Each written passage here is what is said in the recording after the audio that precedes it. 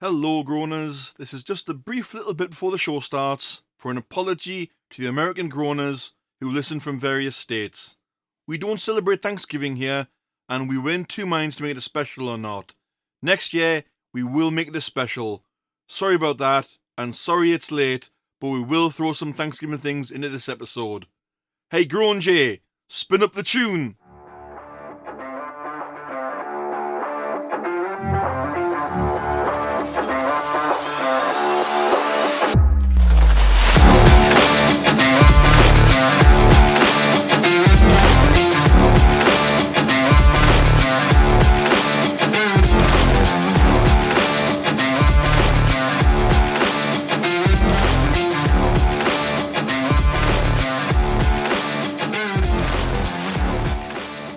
Groaners, and welcome along to episode 162, which is sort of a normal episode and a Thanksgiving episode.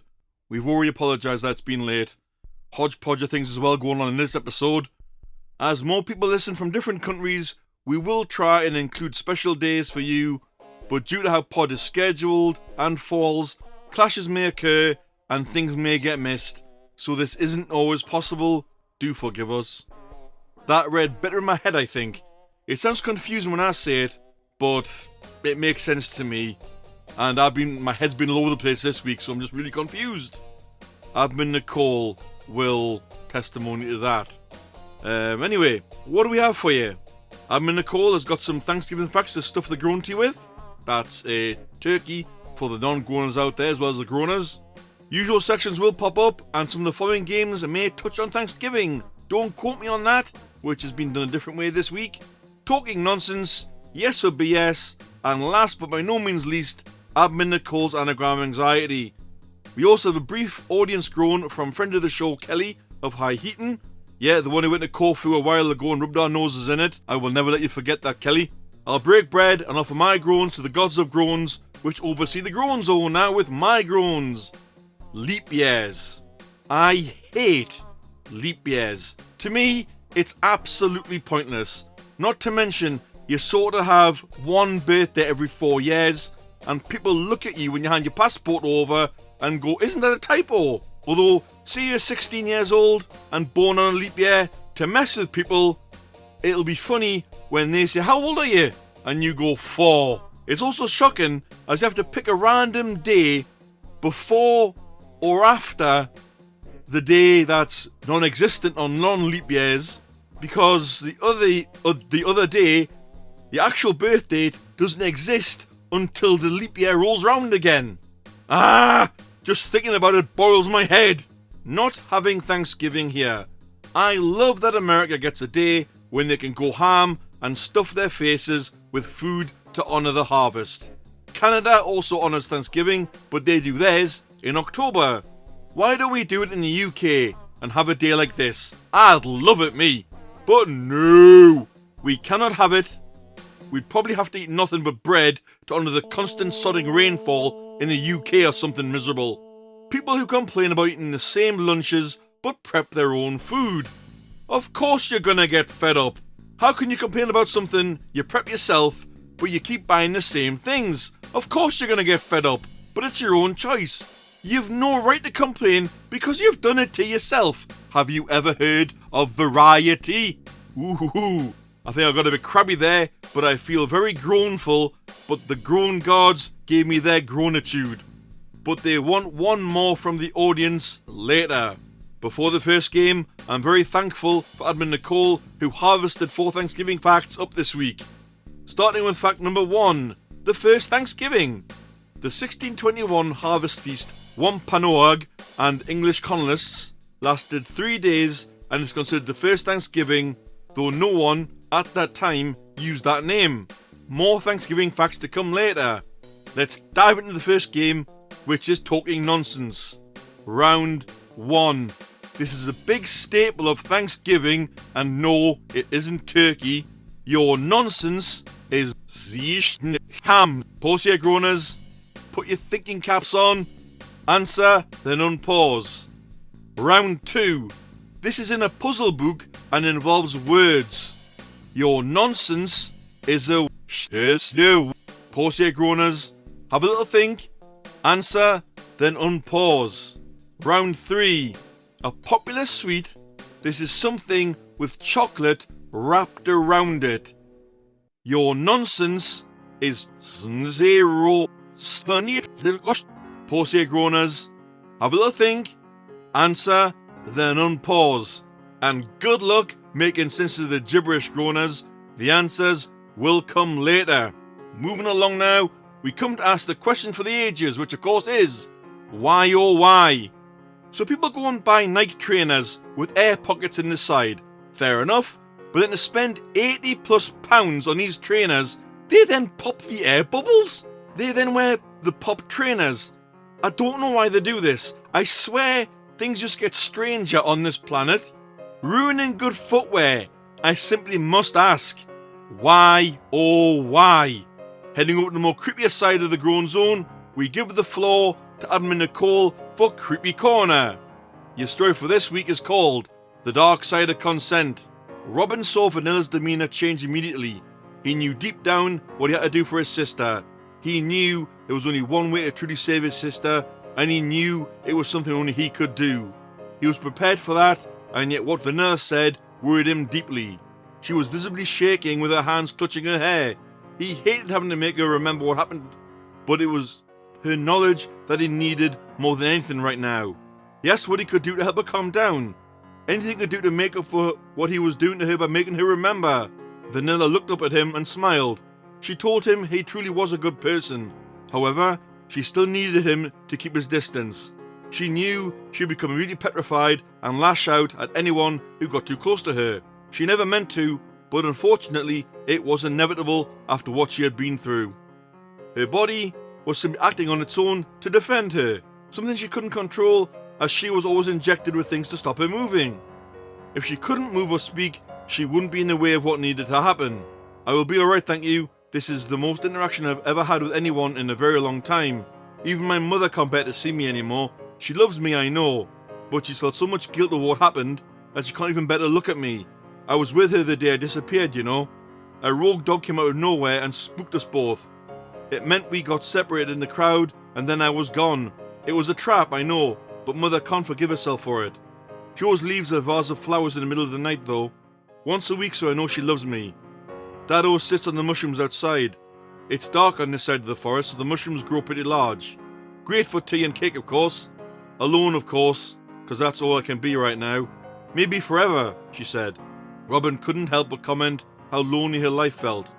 Vanilla merely smiled and said he wasn't wrong, but that her family was simply loving her in the only way they could after what happened. Vanilla had long since understood what her life meant now, living in complete solitude for the sake of her and everyone around her, yet still knowing she was loved in the ways her family could. Fawn was the one who always sent the deer to check on her, a generational blessing to speak and understand the language of all deer. Sean always used to tell her that it must have been a gift from a past life.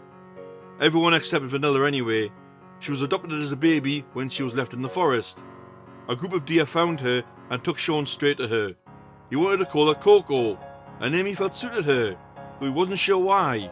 However, Vanilla seemed to suit her better. In this life, one of life's many mysteries, Dawn often said. Vanilla often wondered if it was the fact that she was adopted that her mother took her disappearance so harshly. Robin couldn't help but apologise once more for all she'd been through, but she knew while she was able to, she had to finally tell someone everything. She could feel her body tensing up with anxiety and agitation though, so she knew she didn't have long. Robin stepped further back to give her space. That's when she lifted up her dress, a long white dress that dragged along the floor. Robin should be used to it by now, but he was still in shock at what he saw. Vanilla had no legs. In their place was a tail, a snake's tail. She was in fact part snake. The old ways it was called.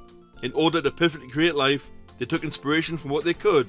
There's a book, a very powerful, very dangerous book. Inside that book is the record of every life and every world that had ever been, plus all its history, its legends, and everything that anyone who ever lived had ever seen. A never-ending book that can reveal whatever truth you ask of it. No one knows where such a thing was even found, but inside such a book were legends from other worlds. Harpies, lamias, a manticore, and all manner of creatures. The perfect place to practice. If they could create them, then they could create anything, and they would be unstoppable. Vanilla was in fact the first surviving Lamia, an exact copy from the book. She warned Robin the book can't be destroyed or harmed. If the book dies, everything dies. Robin began to realise that stakes were far higher than he thought. He thanked Vanilla for her bravery in telling him and promised to find a way to fix things. The friend you were looking for, consent has two sides. When it's given willingly and when it's forced or tricked. The scientists have an unstoppable brainwashing tool, but it can only be used with consent. It doesn't matter whether the consent is true or forced. Your friend must have agreed to help them for some reason. That's all they needed. They must have said yes even if they didn't know what they were saying yes to. Consent can be given, but can also be taken, and you will never know until it's too late. There is no turning back though, that's why it's so powerful. Consent is one of the strongest things there is. I'm sorry, but you can't get her back, she said. Robin knew it must have been about Carla. She's the only one Lily would risk everything for. He thanked Vanilla for the information. He knew one day there would only be one thing he could do to set her free, and it had to be his hands that did it. He thanked Vanilla for everything. However, as he reached for the door, she suddenly remembered something. A warning. Beware the gears of black. Don't chew or swallow. If it latches on, you're too late. Don't anger the keeper. He holds Yggdrasil. He is not one of us. It is interesting to see where these go, Nicole. Keeping track better than me and riding up a storm. And you keep throwing in old character names like Coco and everybody else. Nice one. Very nice. We now move on to play Don't Quote Me on That. But it's a bit different this time. I'm going to name one person that starred in the movie and also 2 or 3 quotes from the movie. In this case, it'll be clips. The movie is an 80s Thanksgiving themed masterpiece of comedy. I know you, don't I? I'm usually very good with names, but I'll be damned if I haven't forgotten yours. You stole my cab. I've never stolen anything in my life. This movie stars Steve Martin. Why are you holding my hand? Where's your other hand? Between 2 pillows. Those aren't pillows. Pause here, Groaners. Play those things again. Have a think of what Steve Martin starred in. Answer, then unpause. The answer will come later in the show, Groaners. Now for you, Groaners, and the gods of the Groan Zone, I offer you the audience groan from Kelly this week. I went to get my nose ring fitted this week after being turned down for ages. Why was I turned down? Gravity, apparently. I didn't want a big ring, and this one is small and light. What the hell does gravity have to do with a nose ring through side of the nostril? I wasn't getting the door knocker fitted. Silly. Well, Kelly, that is certainly a strange thing, and there are some people with big nose rings out there. Probably gravity affects them. Why doesn't their nose end up with like about 7 inches long? This groan came in verbally this week from Kelly, but that isn't the only way to send things in. You can send us your groans, your feedback, your ideas, your heroes, your zeros, and more via any of the following. You can email us on the groanzonepod@gmail.com, Facebook groups, the Groan Zone Podcast Facebook group, Facebook Messenger, Mystery Groaner, that's me, and Nicole Amos, who of course is our wonderful admin. Discord, the Groan Zone, usually recorded live at 8:30 Greenwich Mean Time on a Friday night. You can listen in there as well, so recorded live, and you can post things there as well.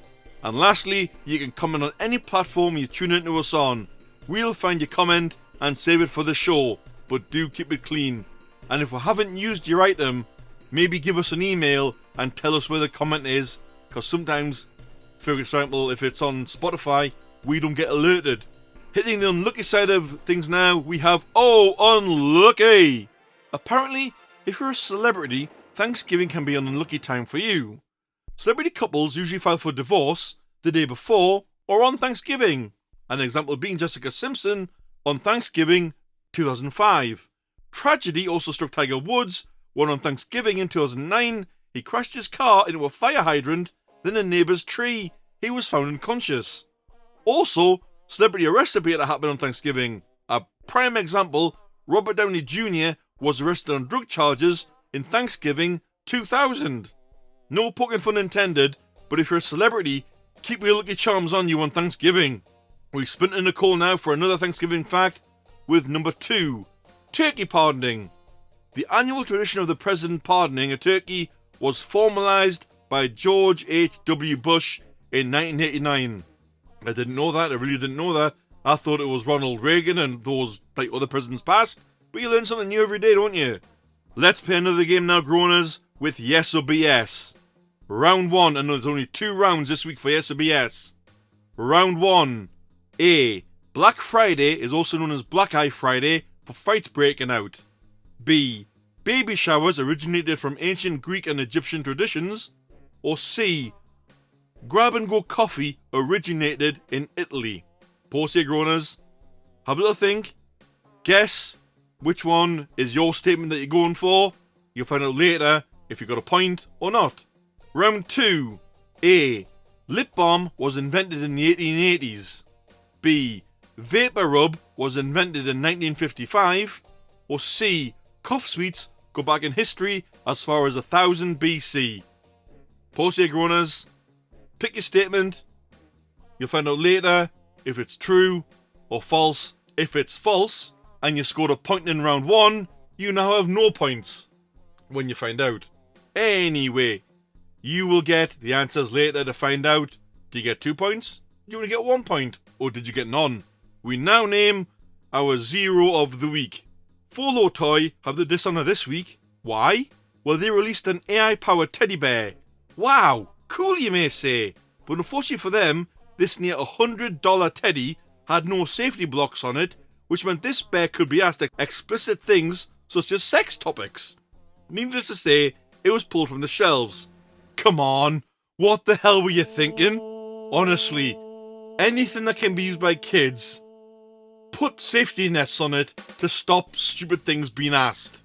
It's like that digger thing from ages ago when a kid says something to Alexa and it ended up on something adult, shall we say.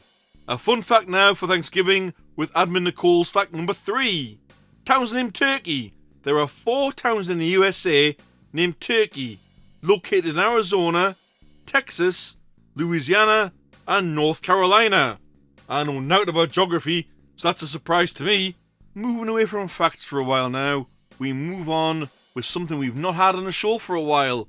It's time for What the pepper spray incident. Now, I don't know when this happened, Groaners, but after doing some research myself, I found it, and this is just out there nuts.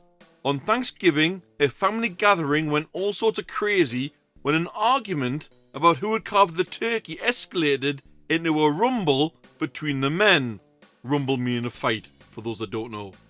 A woman intervened with pepper spray, and as a result, 3 people ended up with pepper spray in their eyes, ruining the dinner and causing an emergency response.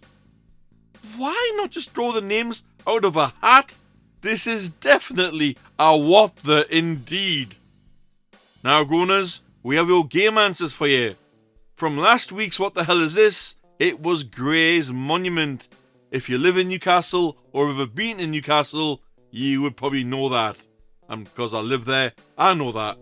Yes or BS, round 1. If you went for A or C, congratulations, you have no points. Round 2. If you scored points in round 1, but went for B in round 2, congratulations, you have no points and have been blanked. So yes, those were the trap statements. If you fell for them, Groaners, sorry. Don't quote me on that. Your movie was Planes, Trains and Automobiles. Gutted they are remaking it involving Kevin Hart. I don't know if that's still going ahead. I can't stand the man. Talking nonsense. Round 1, your nonsense was mac and cheese. Round 2, your nonsense was a word search. And round 3, your nonsense was chocolate peanuts or chocolate raisins. Well done if you scored points in any of the games, Groaners. Again, sorry if your yes or BS points were blanked. Taking us out as a double whammy of Admin Nicole with the last Thanksgiving fact first. Plumbing. The day after Thanksgiving is one of the busiest days of the year for plumbers.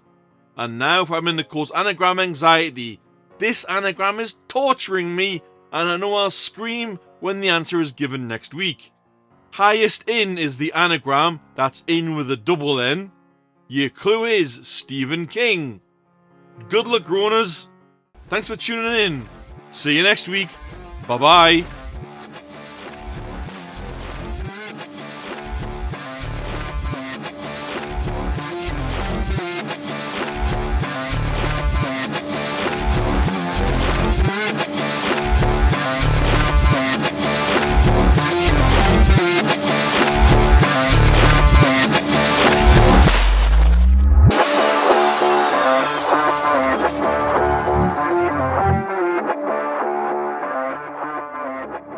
Plumbing.